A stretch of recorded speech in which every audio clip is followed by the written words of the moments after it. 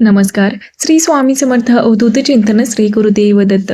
तर आज आहे 18 डिसेंबर. आज मार्गशीर्षचा शेवटचा गुरुवार. आपण सर्वच जणी मार्गशीर्षचा उद्यापन आज करणार आहोत. पण या राहू काळामध्ये आपल्याला पूजा मांडणी, सेवा किंवा अगदीच की उद्यापन देखील करायचं नाहीये.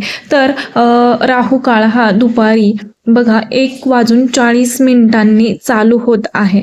तर दुपारी 3 पर्यंत राहू काळ हा असणार आहे. या दरम्यान चुकूनही महिलांना सांगते की पूजा मांडणी, उद्यापन किंवा कोणत्याही सेवा या दरम्यान करू नयेत. कारण राहू काळ हा अशुभ मानला जातो. या काळात कोणतेही शुभ किंवा कोणतीच देवधर्म करू नये असं सांगितलं जातं. त्यामुळे नक्कीच की तुम्ही या दरम्यान कोणतीही म्हणजे पूजा मांडणी असू देत, उद्यापन असू देत, वाचन असू देत, तर ते करू नका. कारण पूजेचं फळही मिळणार. तर तुम्हाला नक्कीच समजलं असेल. त्यामुळे जास्तीत जास्त लोकांपर्यंत हा व्हिडिओ शेअर करा.